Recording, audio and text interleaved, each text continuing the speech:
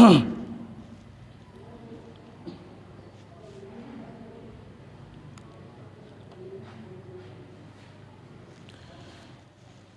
اللہ و بہ استعین الحمد للہ رب العالمین حمدا کثیرا طیبا مبارکا فیہ کما یحب ربنا ویرضى والصلاة والسلام علی رسول اللہ وعلى آلہ وصحبہ وسلم تسلیما کثیرا اما بعد۔ آج کی مجلس شیخ الاسلام ابن تیمیہ رحمۃ اللہ علیہ کی ایک عظیم کتاب التدمریہ، جس کو العقیدہ التدمریہ کے نام سے جانا جاتا ہے، اس کی مجلس کا آغاز وباللہ تعالی توفیق ہم کرتے ہیں۔ امام ابن تیمیہ رحمۃ اللہ علیہ کی 3 معروف کتابیں جو کہ شام کے مختلف علاقوں کے رہنے والوں کے سوالات کے جواب کا نتیجہ ہیں۔ ویسے تو اکثر کتابیں امام ابن تیمیہ رحمۃ اللہ علیہ کی وہ سوالوں کا جواب ہی ہے، اور اس سے شیخ الاسلام یہ بھی سمجھانا چاہتے ہیں کہ معاشرے کو جس چیز کی ضرورت ہو اس پر زیادہ توجہ دی جائے، اور جس کا استفسار کثرت سے ہو اس پر توجہ دے کر لوگوں کی رہنمائی کی جائے اور اس میں تفصیل بیان کی جائے۔ ایک عقیدے کا سلسلہ جس کو بعض علماء نے سلسلۃ العقد کہا ہے، کہ یہ عقیدے کا ایک سلسلہ جو امام ابن تیمیہ رحمۃ اللہ علیہ نے لکھا ہے، وہ بھی تینوں کتابیں، اس سلسلے کی تینوں کتابیں شام کے مختلف علاقوں کے رہنے والوں کے سوالات کے جوابات ہیں۔ مثلاً آپ الواسطیہ دیکھیں، وہ بھی شام کے علاقے، یا بعض کہتے ہیں کہ ایک اور علاقہ واسط نامی ایک علاقہ تھا، وہاں کے لوگوں نے کچھ سوالات بھیجے امام ابن تیمیہ رحمۃ اللہ علیہ کو، تو امام ابن تیمیہ نے اس کے جواب میں عقیدہ واسطیہ لکھا، اور اس کی نسبت واسط اس علاقے کی جانب ہو گیا۔ بعض نے خیر یہ بھی کہا ہے کہ واسط کا معنی یہاں پر وسط سے ہے، توسط یعنی اعتدال، لیکن یہ بات زیادہ راجح نہیں ہے، کیونکہ مجموع فتاویٰ میں واسط کے رہنے والے جو مخالفین عقیدہ تھے، انہوں نے جب عقیدہ واسطیہ پر اعتراضات کیے تو باقاعدہ وہ مناظرہ بھی موجود ہے مجموع فتاویٰ کے اندر، تو اور بعض کتابوں میں یعنی جو چھپی ہیں عقیدہ واسطیہ کی، اس کے ساتھ وہ مناظرہ بھی درج ہے۔ اور دوسری کتاب اسی مضمون پر، یعنی اللہ تعالیٰ کے اسماء و صفات پر، وہ ہے الحمویہ الکبریٰ، جس کو الحمدللہ ہم نے مکمل کیا تھا۔ تو وہ بھی شام کے علاقے حمات، آگے تائے مدبرہ حما، اہل حما نے کچھ سوالات کیے تھے امام ابن تیمیہ رحمۃ اللہ علیہ سے، اس کے نتیجے میں وہ جوابات درج کیے گئے، جس میں بنیادی طور پر اجتماعیت ذکر کی ہے امام ابن تیمیہ رحمۃ اللہ علیہ نے، کہ اللہ کے اسماء و صفات پر اہل سنہ متفق ہیں، حتیٰ کہ وہ گروہ بھی جو اللہ تعالیٰ کی صفات کے انکاری ہیں، ان میں سے بھی کئی بڑے بڑے فلاسفہ اور متکلمین اللہ تعالیٰ کی صفات کا آخرکار وہ اس کے اس بات کرنے والے ہو گئے اور اس پر ایمان لانے والے بن گئے۔ اسی طرح یہ کتاب بھی التدمریہ، تدمر ایک شام کا علاقہ تھا، اور اسی علاقے سے لوگوں نے کچھ سوالات، اصل میں امام ابن تیمیہ رحمۃ اللہ علیہ نے کچھ دروس دیے اللہ تعالیٰ کی صفات اور اس کے متعلقہ قواعد پر، تو جب انہوں نے سنا تو انہوں نے استفسار اور یہ سوالی بن کر آئے کہ آپ ایسا کریں کہ جو آپ نے یہ بیان کیا ہے اس متعلق ہمیں کچھ لکھ دیں، کیونکہ یہ لوگوں کے لیے بہت مفید ہے اور یہ حاجت ہے بہت بڑی، جیسا کہ امام ابن تیمیہ رحمۃ اللہ علیہ اس کے مقدمے میں ذکر کریں گے انشاءاللہ۔ تو آپ اس کو ایک مرتب کر دیں تاکہ لوگوں کے لیے مفید ہو جائے۔ تو امام ابن تیمیہ رحمۃ اللہ علیہ نے ان کے سوال کے جواب میں یہ کتاب مرتب کی۔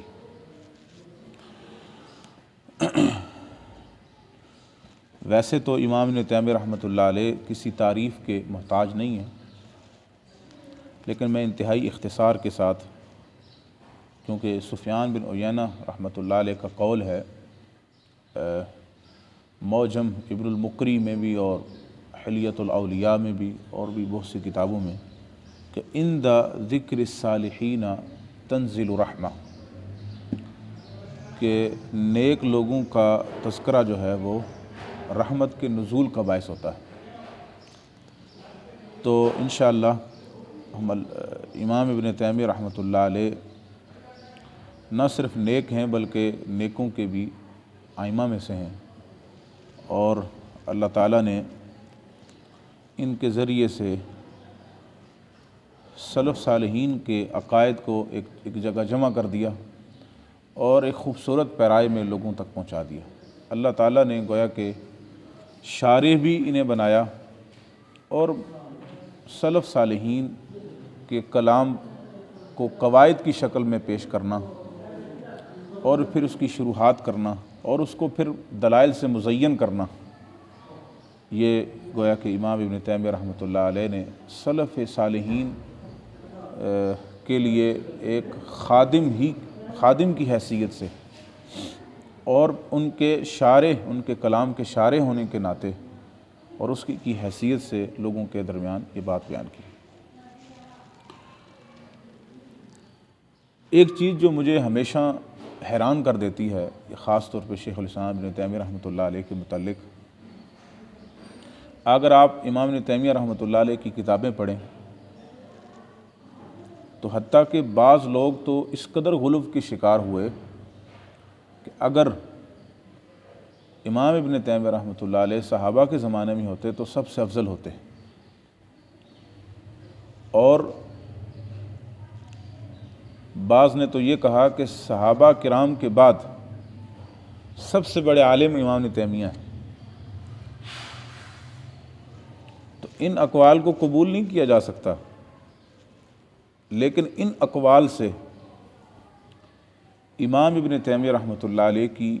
بہرحال علمی مقام و رتبہ واضح ہوتا ہے۔ جیسا کہ علم حدیث میں ایک قاعدہ بیان کیا التلخیص الحبیر میں حافظ ابن حجر نے، ایک عورت تھی تو وہ اس پر ثقاہت کے کچھ کلمات نہیں مل رہے تھے، لیکن بعض نے اس کو صحابیہ گنا تھا۔ کیا گنا تھا؟ صحابیہ۔ اور بعض نے تابعیہ۔ تو امام ابن حجر رحمۃ اللہ علیہ نے اس وقت یہ کلمات کے ایک قاعدہ ذکر کیا جس میں جزوی طور پر اختلاف ممکن ہو سکتا ہے لیکن کلی طور پر نہیں۔ وہ قاعدہ یہ ذکر کیا کہ جس راوی کے متعلق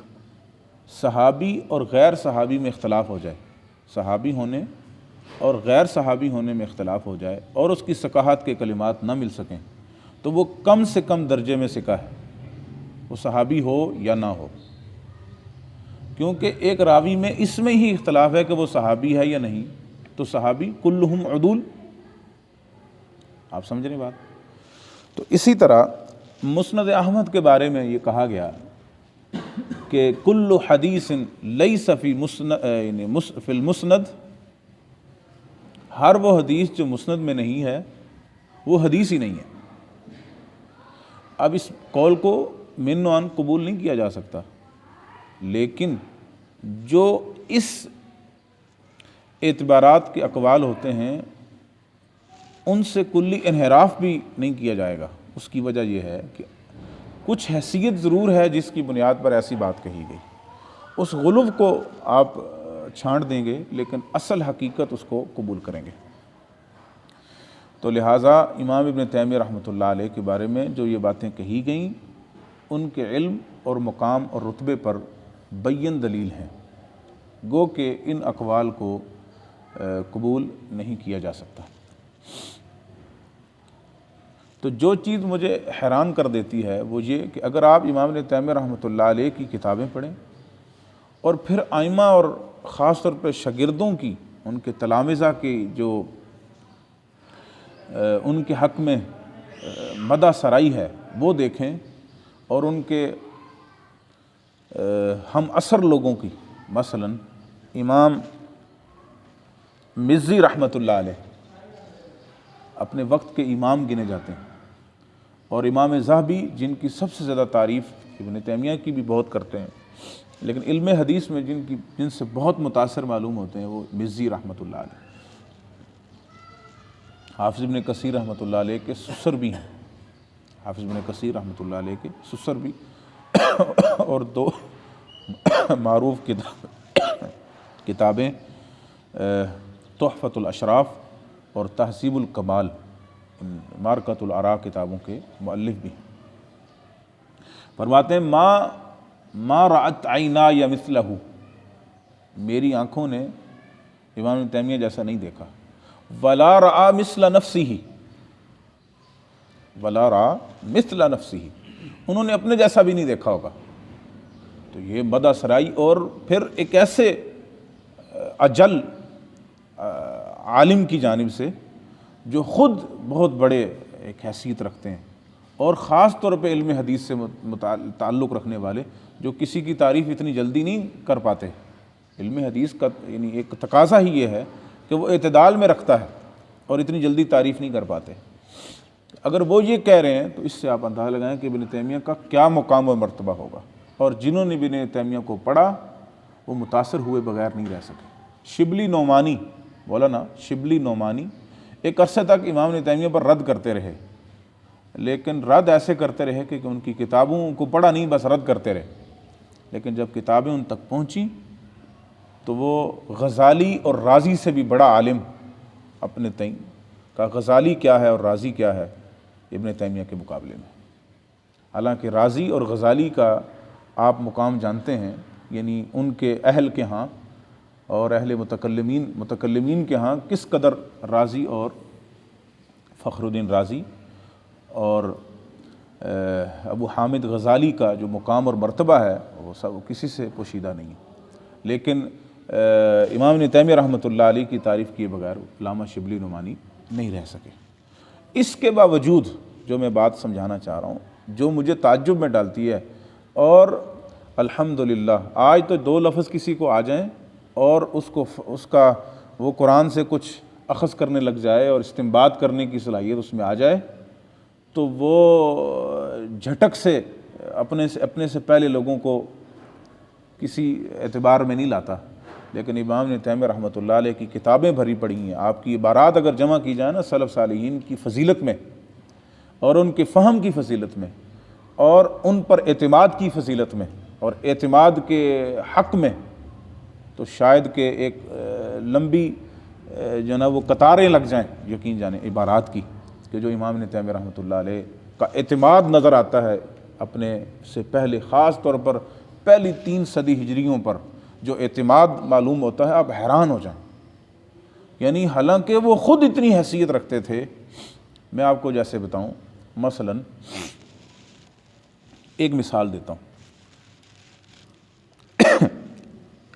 امام عبداللہ بن احمد، امام احمد کے بیٹے، اپنے والد سے نقل کرتے ہیں کہ میرے والد نے کہا کہ 30 سے زائد آیات ہیں قرآن مجید میں جو اللہ کے نبی صلی اللہ علیہ وسلم کی اتباع کے وجوب پر دلالت کرتی ہیں، اتباع کے وجوب اور فرضیت پر دلالت کرتی ہیں، وہ 30 سے زائد آیات ہیں۔ تو عبداللہ فرماتے ہیں کہ میں اپنے والد سے وہ 30 آیات پوچھ نہیں سکا، لیکن الحمدللہ اللہ کا کرنا ایسا ہوا کہ میں نے اپنے والد کے کراسات دیکھے نا، وہ دفاتر کو کاپیاں دیکھیں تو ان میں وہ آیات درج تھیں۔ تو وہ ساری کی ساری آیات عبداللہ بن احمد نے مسائل احمد میں جو سوالات ہیں امام اپنے والد سے، یہ نوٹ کریں نا اس بات کو، یہ آپ کے لیے مفید چیزیں، مسائل احمد میں وہ پوری کی پوری آیتیں درج کی ہیں عبداللہ بن احمد نے، تو وہ 30 آیتیں کہ 31 بنتی ہیں، 30 سے 31 آیات ہیں۔ لیکن ابن تیمیہ کی جب باری آئی تو امام ابن تیمیہ رحمۃ اللہ علیہ نے قرآن سے 40 آیات ذکر کی۔ آپ بات سمجھ رہے ہیں میری؟ 40 آیات۔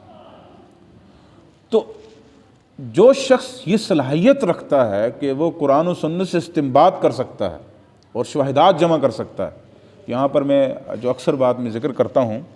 یہاں بھی ذکر کرنا ضروری سمجھتا ہوں، ہمارے استاد محترم مربی اور مفکر شیخ عبدالحمید اظہر رحمہ اللہ رحمۃ واسعہ، وہ شیخ عبدالرشید اظہر رحمۃ اللہ علیہ کی بہت تعریف کیا کرتے تھے، اور ان کا قرآن پر جو ایک دسترس اور قرآن پر ان کا ایک نظر، اس کی بہت زیادہ تعریف کرتے تھے۔ تو ایک دفعہ کہنے لگے کہ ایک مسئلے پر انہوں نے قرآن کی 4 آیات جمع کی، تلاش کر کے 4 آیات جمع کی، اور وہ بہت خوش تھے کہ اس مسئلے میں مجھے 4 آیات میسر آ گئیں۔ آپ کو میں نصیحت کروں گا بیٹا، جب بھی درس دیں، کوئی مضمون تیار کریں، کتاب لکھیں، قرآن سے ضرور رہنمائی لیں، قرآن سے ضرور رہنمائی لیں۔ اس بات کو ہم نے بخوبی اپنے استاد محترم رحمہ اللہ سے سیکھا، کیونکہ ہم جو سکھایا انہوں نے ہم اس کو اس طرح نہیں لے سکے، لیکن اللہ توفیق دے، لیکن قرآن سے استفادہ اور قرآن سے اس کا حاصل ضرور کریں۔ ایک دفعہ بتانے لگے کہ ہمارے بھی استاد محترم محدث شیخ زبیر علیزی رحمۃ اللہ علیہ ایک دفعہ ادھر میرے پاس آئے،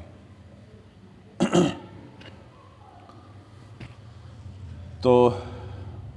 ایک شخص آیا، اس نے سوال کیا کچھ، تو سوال یہ تھا کہ قبر میں جو سوال ہوگا نا، من ربک،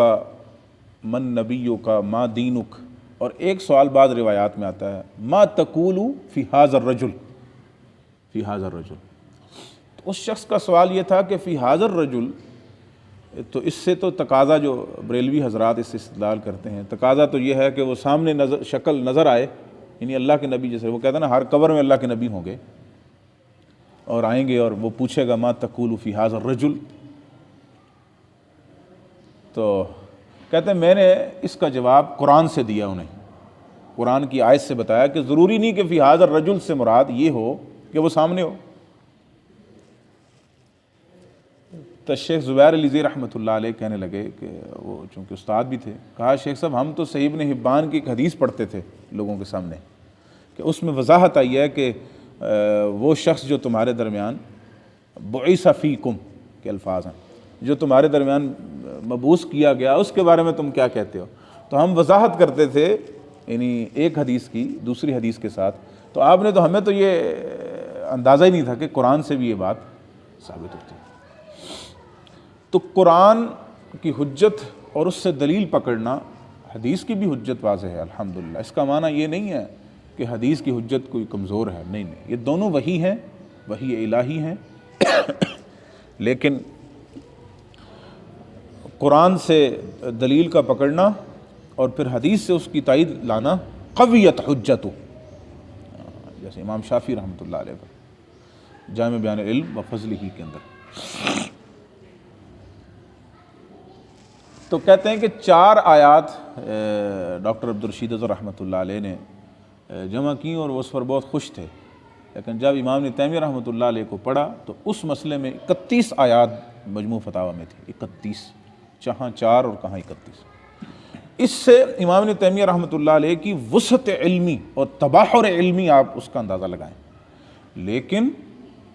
اس کے باوجود وہ سلف صالحین سے بے اعتمادی کا اظہار نہیں کرتے۔ کتنی بڑی خوبی ہے اس کی، کاش کہ یہ کوئی بات جان لے۔ یہاں تو میں نے جیسے بتایا کہ چند کچھ اس کو کچھ تفکر آ جائے اور وہ کچھ سمجھ لے قرآن سنت سے. سلف کی کیا بات ہے, فہم ہر ایک کا اپنا اپنا ہے. قرآن سنت واضح ہے, یہ ہے وہ ہے, ایسا نہیں ہے. وہ سلف صالحین, خاص طور پہ صحابہ کرام کی جماعت, تابعین کی جماعت, تبع تابعین کی جماعت, صحابہ نے نبی صلی اللہ علیہ وسلم سے سیکھا, ان سے اللہ کے نبی صلی اللہ علیہ وسلم سے صحابہ نے سیکھا, صحابہ نے اسی فہم کو تابعین تک منتقل کیا. عمومی فہم, ایک قرآن و سنت کا عمومی فہم. یہ معنی نہیں کہ انہوں نے ایک آیت پیش کی تو آپ دوسری نہیں پیش کر سکتے, تیسری نہیں پیش کر سکتے, اور انہوں نے ایک حدیث دلیل کے طور پر دی اور آپ دوسری, تیسری, چوتھی, پانچویں, چھٹی نہیں پیش کر سکتے. قرآن و سنت کا ایک عمومی فہم ہے. جیسے میں اکثر یہ لفظ بولتا ہوں, جیسے دین کا ٹیکسٹ اور متن محفوظ ہم تک پہنچا ہے, اس کا فہم بھی اسی طرح محفوظ پہنچا ہے. یاد رکھ لیں آپ, ایسا نہیں ہے کہ خالی یہ ٹیکسٹ تھا اور یہ ڈاکیے تھے سارے, کہ بعد جیسے ڈاکیہ خط دے کر چلا جاتا ہے اور وہ سمجھاتا نہیں ہے کہ کیا اس میں لکھا ہے, نہ بول کے پڑھ. نہیں, ایسا نہیں ہے. یہ کوئی پوسٹ مین کا طریقہ نہیں ہے کہ بس آیا اور خط دے کر وہ گیا, اس نے گھروں میں دینے خط اور وہ دے کے چلا گیا. نہیں, خود ہی سمجھ لو, ایسا نہیں ہے. قرآن سنت ایسا نہیں. امام زہری رحمہ اللہ کا قول بھی ہے کہ ہم ایمان لاتے ہیں اللہ پر, اس کے رسول پر, وَبِمُرَادِ اللَّهِ وَبِمُرَادِ رَسُولِهِ صلی اللہ علیہ وسلم. یہ کیا معنی ہے اس کا؟ اللہ پر اور اس کی مراد پر. مراد کیا ہے؟ اور مراد ہی بس سمجھ. یہ معنی نہیں کہ سلف صالحین کا فہم حجت ہے, جیسے قرآن حجت ہے, حدیث حجت ہے. لوگ اس کا غلط معنی لیتے ہیں. مثلا آپ میں سے کوئی تنازع ہو جائے کسی آپس میں, اور ایک آدمی ایک دلیل پیش کرے, تو میں اگر کہہ دوں کہ اصل دلیل فلاں کی ہے, تو اصل دلیل لفظ بولنے سے یہ کوئی سمجھ لے یہ تو قرآن کی دلیل ہے. نہیں, دلیل کا تشابہ, لفظ کا تشابہ آنا یہ ضروری نہیں کہ وہ ایک درجے کی چیز ہو. سلف صالحین کا فہم حجت ہے, اس کا معنی ہرگز یہ نہیں ہے کہ وہ قرآن کی طرح حجت ہے, حدیث کی طرح. یہ تو سلف صالحین تو اللہ, یہ تو خادم تھے. وہ قرآن کی آیات کیسے ہیں کہ اللہ تعالیٰ کسی کو کتاب و حکمت میں سے دے اور وہ کیا کہے, کونوا عبادا لی, میرے بندے بن جاؤ. نہیں, یہ نہیں. ابھی یہ چند دن پہلے بھی اور ویسے بھی ہمیں پڑھاتے ہوئے بھی شیخ اکثر یہ کہا کہ سلف صالحین اور ائمہ محدثین کی سب سے بڑی خوبی یہ ہے کہ انہوں نے اپنی طرف نہیں بلایا. سب سے بڑی خوبی ہے وہ راستے میں کھڑے ہو گئے اور لوگوں کو بلاتے رہے. وہ راستہ ہے, وہ منزل ہے, وہ منزل ہے. وہ لوگوں کو بلا کر وہ منزل ہے, بلا کر وہ منزل ہے. جیسے وہ مثال بھی دیتے ہوتے تھے, ایک درس میں بھی دی انہوں نے, کہ جیسے چاند کی طرف اشارہ کوئی کرے تو وہ سمجھانا چاہ رہے تھے کہ سب کچھ انسان اشارے ہی کوئی سمجھ لے اور چاند کو بھول جائے. ایسا نہیں, ایسا نہیں. یہ معنی پھر ساتھ ہی کہنے لگے, یہ معنی نہیں کہ ہم اشارے کی قدر نہیں کرتے, یہ معنی نہیں کہ ہم اشارے کی قدر نہیں کرتے, لیکن جب چاند کی چاندنی پھیل جائے تو جو تھوڑی دیر پہلے یا تھوڑی دیر قبل کچھ چراغ جلائے ہوئے تھے تو ان کی اہمیت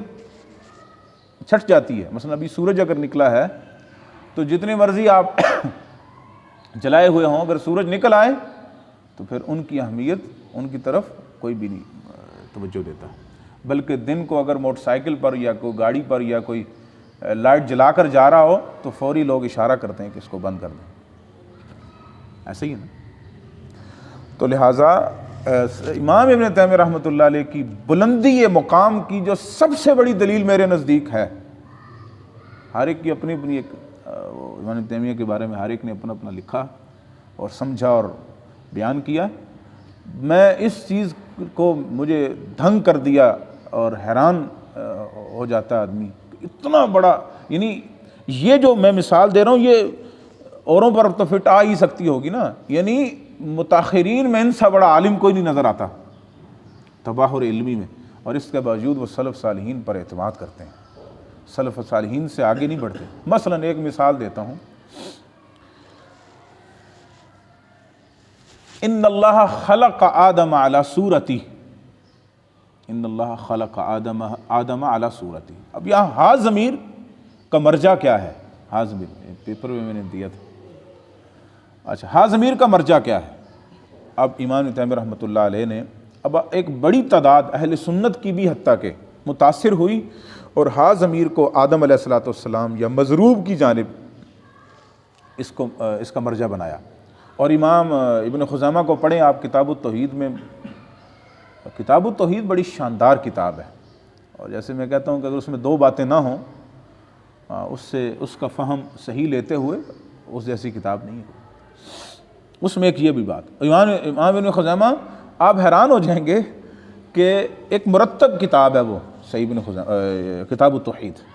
مرتب کتاب ہے، ہر بحث اپنی اپنی جگہ پر آپ کو ملے گی. ٹھیک ہے، لیکن اس مسئلے پر اور ایک دوسرا مسئلہ ہے اس پر وہ اتنا محظوظ ہوتے ہیں رحمۃ اللہ علیہ، اتنا محظوظ کہ اپنی مقام پر تو بحث کی جو اس کی جگہ تھی. کبھی کچھ اگر چھڑ جائے تو پھر شروع کر دیتے ہیں، کبھی کہیں چھڑ جائے یہ بحث تو پھر شروع کرتے ہیں کہ یہ حاض مرجع جو ہے نا وہ لفظ اللہ کی طرف نہیں ہے. لیکن یہ بات درست نہیں ہے. امام ذہبی رحمۃ اللہ علیہ نے سختی کے ساتھ سیر اعلام النبلاء میں امام ابن خزیمہ کے ترجمے کے اندر اس پر رد کیا ہے بڑا شدید، اور بہرحال پھر عذر بھی پیش کیا ساتھ ہی، اور قاعدہ پیش کیا ایسا جو میں اکثر بیان کرتا ہوں، اور یہ قاعدہ بڑا شاندار ہے. کئی لوگ بیان کرتے ہیں نا امام ابن حجر بھی اشعری ہیں، نووی بھی اشعری ہیں، فلاں بھی اشعری ہے، فلاں بھی اشعری ہے، اور فلاں کے عقائد میں یہ مسئلہ ہے. یا بر صغیر میں کئی لوگ جو ہے وہ ائمہ اور بڑے علماء میں سے کچھ متاثر تھے یہ مثلا. اس کا کیا جواب؟ ایک ہے کہ جس کا منہج وہ کتاب و سنت والا ہے اور اپنے قواعد میں اپنے اصولوں میں وہ سلف صالحین پر اعتماد کرتا ہے اور صحیح عقیدے پر ہے، لیکن کسی نص کے سمجھنے میں اور فہم میں غلطی لگ جائے، کسی نص کے سمجھنے اور فہم میں غلطی لگ جائے تو وہ اہل سنت سے خارج نہیں ہوگا، وہ صحیح عقیدہ، ہاں اس غلطی کا رد ہوگا، لیکن اس شخص کو اہل سنت سے خارج نہیں کیا جائے گا. لیکن اہل بدعہ میں سے کوئی صحیح بات کر دے، کوئی کسی نص کی صحیح تشریح کر دے، چاہے عقیدے کی ہو یا بہرحال فروعات کی ہو، تو اس سے یہ نہیں ہوگا کہ وہ اہل سنت میں داخل ہو گئے چونکہ اس نے یہ فہم بیان کر دیا. ایسا نہیں ہے، ایسا نہیں ہے. اور اس میں سے علی رأسہم یعنی سب سے بڑا نام امام ابن خزیمہ کا آتا ہے، کیونکہ سب سے پہلے حدیث السورہ کے اندر جو ایک تعویل کی وہ امام ابن خزیمہ رحمۃ اللہ علیہ ہیں. ٹھیک، تو وہ قبول نہیں کیا، اہل سنت نے اس کو قبول نہیں کیا. گو کہ پھر متاخرین نے اس پر پھر کتابیں بھی لکھنا شروع کر دیں اور کچھ کئی لوگ اس بات میں چلے گئے، لیکن بہرحال وہ اہل سنت کا منہج نہیں ہے. اس پر علامہ حمود التویجری کی پوری ایک کتاب ہے، علامہ حمود التویجری کی بڑی تفصیل کے ساتھ، غالباً معاصر تھے یا شاگردوں میں سے کہہ لیں، شیخ ابن باز رحمۃ اللہ علیہ کے معاصرین میں سے ہیں یا مشائخ میں سے ہیں. بہرحال تو ان کا مجموعہ جو چھپا ہے اس میں بھی وہ کتاب شائع ہوئی ہے. تو امام ابن تیمیہ رحمۃ اللہ علیہ اس کا ذکر کرتے ہوئے کہتے ہیں، سب دلائل جمع کرنے کہا، پہلی 3 صدی ہجریوں میں کوئی ایک بھی ہا ضمیر کے مرجع کو آدم کی طرف نہیں لٹانے کا قائل تھا، بلکہ سب کے سب ہی لفظ اللہ کی طرف اس کو لٹاتے تھے. آپ سمجھیں بات؟ تو اب آپ اعتماد دیکھیں، یہ میں نے ایک مثال دی ہے، اور بھی ڈھیروں مثالیں ہیں امام ابن تیمیہ. حالانکہ بعد میں تو ابن تیمیہ تک تو یہ بات ہی بہت پھیل گئی، حتیٰ کہ کئی اہل سنت اس کے قائل ہونے لگے، کیونکہ ایک ڈر تھا نا. اصل میں کچھ چیزیں ویسے خوف کھا جاتا ہے آدمی، آپ سمجھیں بات تھوڑا سا، یہ طبیعتاً ہوتا ہے ایسے. جیسے میں ایک مثال دوں، اب بس آج پھر کوئی اعلامی باتیں ہو رہی ہیں، معلوم نہیں وہ کہاں تک جاتی ہیں. مثال دیتا ہوں، امام حاکم رحمۃ اللہ علیہ نے معرف علوم الحدیث میں ابن خزیمہ کا ایک قول نقل کیا ہے.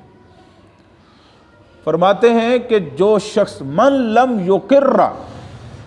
جو اس بات کا اقرار نہیں کرتا کہ ان اللہ استوى علی عرشہ، اللہ تعالیٰ اپنے عرش پر مستوی ہے، اس سے توبہ کروائی جائے گی،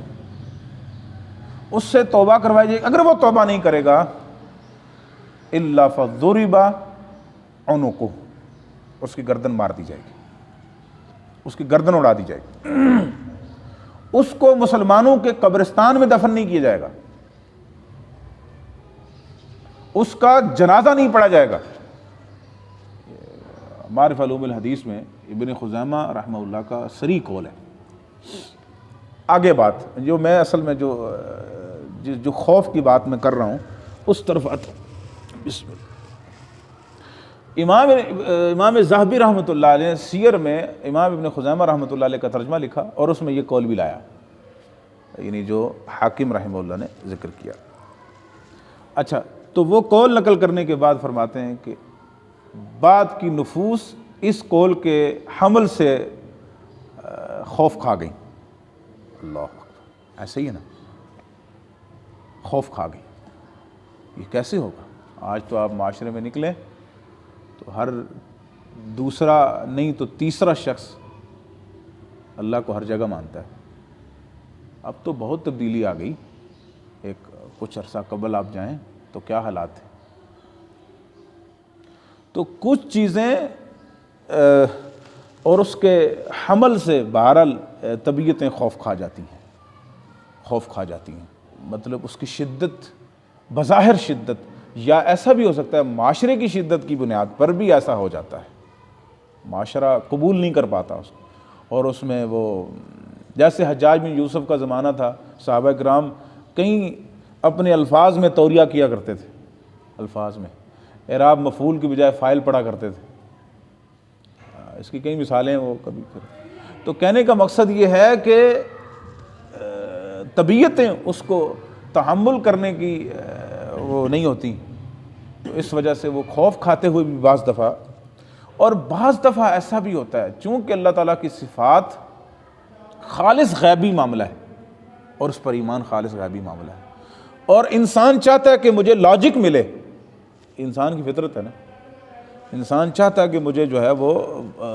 سبب معلوم ہو، مجھے وجہ معلوم ہو، تو وہ اس کے لیے کوشش کرتا ہے۔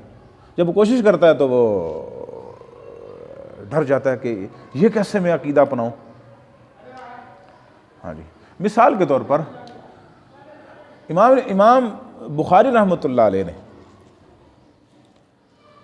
لفظ شخص کو، شخص شین خا صاد، آپ نے پڑھا ہوگا کتاب التوحید، اللہ سبحانہ و تعالیٰ کی صفت کے طور پر پیش کیا، صفت کے طور پر۔ اب یہ لفظ آپ ایک دفعہ خوف نہیں کھاتے کہ اللہ کے لیے بولا جائے؟ کیوں نہیں؟ ایک دفعہ ڈر جاتا آدمی، حالانکہ اس کے دلائل ہیں خود، یعنی ائمہ نے نقل کی خود۔ اچھا، امام بخاری نے جو حدیث پیش کیا اس میں شخص کا لفظ نہیں ہے، آپ پڑھیں اگر کتاب التوحید میں تو شخص کا لفظ نہیں ہے، تو اس سے پتہ لگا شخص الرجل اصل میں وہ ایک حدیث ہے جس میں وہ مشہور حدیث ہے نا، جس میں دو شخصوں کی اللہ کے نبی نے پڑاؤ ڈالا کسی جگہ پر، جنگ سے واپس آ رہے تھے، تو کسی شخص کی بیوی کو صحابہ نے مار کر قتل کر دیا، یعنی جنگ کے دوران، تو اس کو غصہ بہت تھا کہ اس نے میری بیوی کو قتل کیا، تو وہ پیچھا کر رہا تھا، جنگ ختم ہو گئی، وہ پیچھا کرتے کرتے آ رہا، تو نبی صلی اللہ علیہ وسلم نے ایک جگہ پڑاؤ ڈالا اور دو صحابہ کی ڈیوٹی لگائی کہ تم پہرا دو گے، تو ایک صحابی سو گئے، کہا میں سو جاتا ہوں تم پہرا دینا، تو جب پہرا دینے لگے تو اس نے نماز شروع کر دی، تو اس نے جو آیا تھا نا جیسے رآ شخص الرجل، لفظ کے حدیث کے الفاظ کیا لفظ ہے،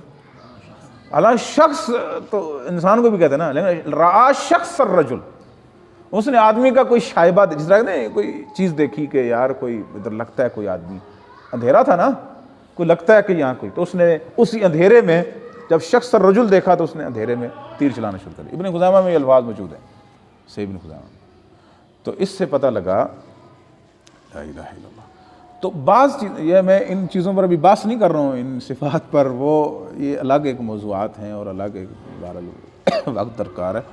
یعنی اور نہ ہی اس کو آپ پوری بحث سمجھیں، یعنی یہ جس نوعیت کی بحث ہے بس اسی نوعیت میں لیں، یہ نہ ہو کہ آپ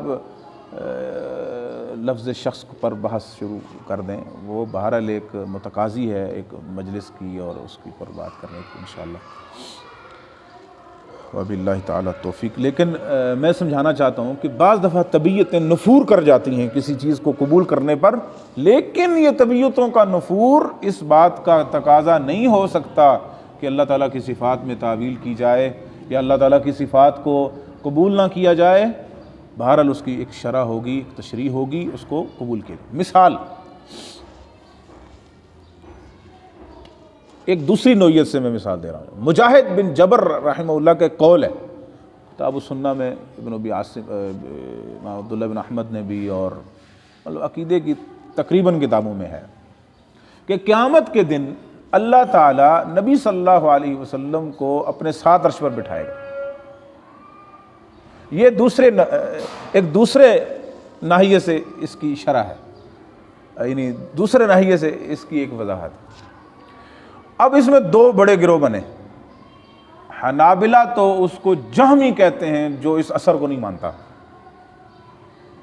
جہمی آج بھی غلاۃ حنابلہ انتہائی سختی کرتے ہیں، جو مجاہد بن جبر کے اثر کا انکار کرے وہ جہمی ہے، اور امام احمد کا قول بھی پیش کرتے ہیں کہ جو اس اثر کا انکار کرے وہ جہمی ہے۔ اور دوسری جانب میں دوسرا گروہ، یہ کیسے ہوگا، اللہ اپنے عرش پر بٹھائے گا، خوف۔ آپ میری بات سمجھ رہے ہیں؟ اچھا، تو میری آپ بات سمجھ رہے ہیں؟ یہ میں دوسری ناحیے سے آپ کو سمجھانے کی کوشش کر رہا ہوں۔ اس میں اب دو انتہائیں چلی، کئیوں نے مجاہد بن جبر کے اثر کا کلی انکار کیا، اور کئیوں نے اس کی سند پر بھی نکال ہی لی کوئی بات، حالانکہ انشاءاللہ وہ قابل قبول ہے بہرحال۔ لیکن مجاہد بن جبر کا ہے تابعی، اصل میں مسئلہ اس کی سند سے زیادہ اس کے قائل اور اس کے یعنی ایک منتہا پر ہے، اصل بات یہ ہے، اور ائمہ نے اس کو قبول بھی کیا ہے، اس پہ سند پر جرح اتنی جلدی مشکل ہے، لیکن بہرحال میں دوسری جانب آپ کو بتا رہا ہوں کہ لوگوں نے اس پر جرح کی۔ ادھر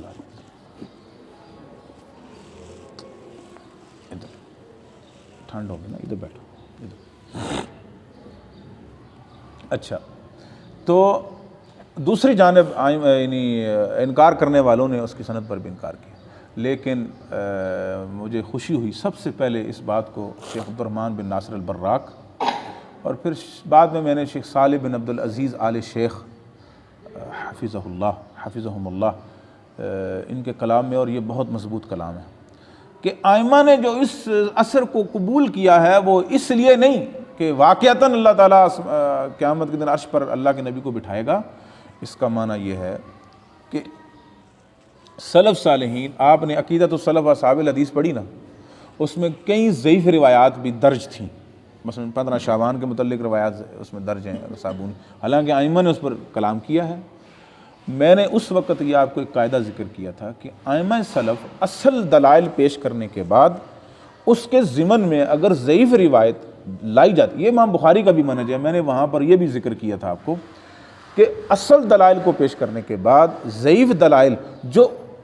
جزوی اس کی تائید کرتے ہوں، جزوی، جیسے 15 شعبان کے متعلق اس میں واضح لفظ ہیں کہ اللہ تعالیٰ آسمان دنیا پر نزول فرماتا ہے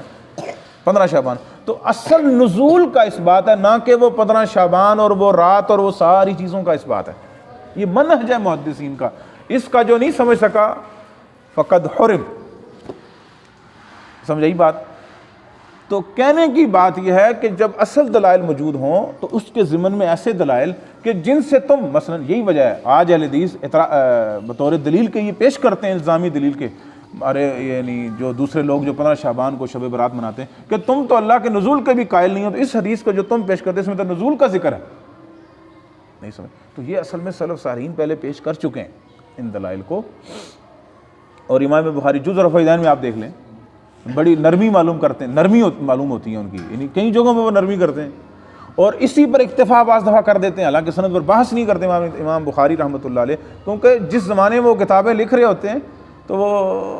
اب میں نام نہیں لیتا، بعض سیاسیوں کے نام مثلا آپ لے لیں، خالی صرف نام لے لیں تو اس پر جرح کی ضرورت نہیں ہے، یا بعض جو مشہور معروف لوگ ہیں جو آج کل بھی کچھ شیخ الاسلام بھی بنے ہوئے ہیں، ڈاکٹر بھی بنے ہوئے ہیں، یا کچھ صرف نام لینا ہی کافی ہے، اس کی جرح کے لیے کافی ہے، لوگ جانتے ہیں کہ کیا ہے۔ تو محدثین جب سند جمع کرتے تھے یا جن زمانے میں، تو اگر انہوں نے سندوں پر بحث اسپیسیفک یعنی خاص نہیں کی تو اس کا مطلب یہ نہیں ہے کہ انہوں نے یعنی وہ سند پر کلام نہیں کیا لہٰذا ان کے نزدیک صحیح ہو گئی، ایسا نہیں ہے۔ تو امام بخاری رحمۃ اللہ علیہ کے جز رفع دین دیکھیں نا، تو بعض دفعہ عقلی دلائل دے کر اس کا رد کر رہے ہوتے ہیں، عقلی دلائل دے کر، حالانکہ سند ضعیف ہوتی ہے عقلی دلائل۔ تو بعض اوقات یہ سلف صالحین کا اور ائمہ محدثین کا منہج، اس کو سمجھنا انتہائی ضروری ہے، بہت زیادہ۔ تو بات یہ ہو رہی تھی لا الہ الا اللہ، یعنی یہ جو قبول کیا ہے اثر مجاہد کو ائمہ محدثین، امام احمد، اسحاق بن راہویہ کا قول بھی اور بہت سے، تو وہ اس لیے نہیں کہ اس کی صحت پر یا من و عن اس پر قبول ہے، وہ اس لیے کہ اثبات عرش اور استواء علی العرش اس کو قبول کیا اصل میں انہوں نے، اور اس کو ہاتھوں ہاتھ لیا ہے۔ مثلا یہ جو پیچھے حدیث گزری ان اللہ خلق آدم علی صورتہ، بعض روایات کے الفاظ ہیں ان اللہ خلق آدم علی صورت الرحمن، اگر آپ سندوں پر غور کریں تو ساری سندیں ضعیف ہیں اس کی، اور بعض عربی ادیب جو ہیں وہ اس کی بناوٹ پر بھی یعنی جو اس کی سیاق یعنی کیا کہتے ہیں جملوں کی جو ترکیب ہے نا اس پر بھی اعتراض ہے۔ ان اللہ خلق آدم علی صورت الرحمن، یہ کیا ہے؟ لفظ اللہ پیچھے آیا ہے، پھر صورت الرحمن، یعنی کیا معنی ہے اس کا؟ یہ کیا معنی ہے؟ مطلب ترکیب بھی نہیں صحیح بن رہی، لیکن ائمہ نے سب نے صحیح کہا ہے، امام احمد نے صحیح کہا ہے، امام اسحاق بن راہویہ نے صحیح اس کو قرار دیا ہے، اسحاق بن منصور الکوسج وغیرہ نے نقل کیا، اور بڑے بڑے ائمہ نے اس کو جناب قبول کیا، حالانکہ اس کی سند ضعیف ہے سب، اور بعض جگہ تو سخت نقد ہے یعنی راویوں پر، لیکن وہ عربی نہیں جانتے تھے، ان کو پتہ تھا کہ کیا ہے ترکیب، کیا بن رہی ہے اور کیا ہے۔ کئی لوگ اس روایت کا رد اس عربی ادب کے اعتبار سے بھی کرتے ہیں، دیکھو یہ لفظ ہی نہیں ٹھیک تو لہٰذا یہ آدم کی طرف ہی ہے۔ نہیں، جو ائمہ نے قبول کیا ہے ان کو پتہ تھا کہ عربی ادب بھی کچھ ان کو پتہ ہے، الحمدللہ وہ جانتے ہیں، مقصود وہ مضمون اس کو لینا چاہ رہے ہیں، اور وہ بجائے اس کے کہ امام احمد کا عام طور پہ موقف بھی ہے، جیسے بس ذکر کر دینے میں کوئی علمی بات ہے، وہ کیا ہے سنہ میں ہے نا، عبداللہ بن احمد کے لکھا ہے کہ الحدیث ضعیف خیر من رأی ابی حنیفہ، یہ قول ہے۔ امام احمد پر کتابیں پوری لکھی گئیں کہ الحدیث الضعیف عند امام احمد، یا اس طرح کے الفاظ ہیں یعنی احکام میں، اور اس طرح یعنی وہ ان کا تعامل کیا ہے حدیث ضعیف کے ساتھ، وہ قیاس کے مقابلے میں حدیث ضعیف کو جو اصل کے ساتھ موافقت کرتی ہو اس کو قبول کرتے تھے، یعنی اصل سے موافقت، یہ شرط ہے، اچھا وہ اس کو قبول کرتے تھے۔ تو وہ کیا ہے کہ بجائے اپنی رائے دینے کے ایک روایت ضعیف ہے اس میں ایک الفاظ آئیں اور اس میں وضاحت ہوگی جو ان کا عقیدہ تھا، اسی طرح کے الفاظ موجود مل گئے، تو فائدہ کیا ہوا کہ بجائے اپنا قول بیان کرنے کے انہی الفاظ کو نقل کر دیا اور کہہ دیا کہ یہ صحیح ہے۔ اس کا یہ ہرگز مطلب نہیں ہے کہ وہ سند کے اعتبار سے صحیح ہے۔ وعلیکم السلام ورحمۃ اللہ۔ اور میری بات آپ سمجھ رہے ہیں؟ تو بہرحال یہ آج بات بہت پھیل گئی، اور لیکن انشاءاللہ جڑی ہوئی ہے ایک دوسرے سے چیزیں، یہ باتیں ساری۔ اللہ تعالی ہمیں خیر کی توفیق دے، اور ہمیں اللہ تعالی ہمارے سینوں کو کھول دے، شرح صدر عطا کرے، اور ہم عقیدے کی اور یہ جو اللہ سبحانہ و تعالیٰ کے لیے یہ علم ایک شرف رکھتا ہے، اللہ سبحانہ و تعالیٰ کے تعلق کی وجہ سے، اللہ تعالیٰ کے اسماء و صفات۔ آج میری کوشش تھی کہ میں اس کتاب کا کچھ ایک خاکہ پیش کروں، لیکن انشاءاللہ آئندہ درس میں اس پر بات ہوگی، کیونکہ آگے بھی درس ہے۔ تو انشاءاللہ اللہ تعالیٰ آپ کو برکت دے اور جزائے خیر دے اور نفع بخش بنائے، اور اللہ ہم سب کو ہی اپنی رحمت کا امیدوار، اور اللہ تعالیٰ رحمت کے حصول کے لیے ہمیں چن لے، اور ہمیں اللہ اپنی رحمت کے لیے ہماری دلوں کو روشن کر دے، اللہ ہمارے دلوں کو روشن کرے، ہمارے دلوں میں رحمت کی برکھا برسائے۔ ہمارے دل روشن ہو گئے تو انشاءاللہ ہر چیز ہی روشن ہے، اصل نور دل کا نور ہے، اللہ وہ عطا فرمائے۔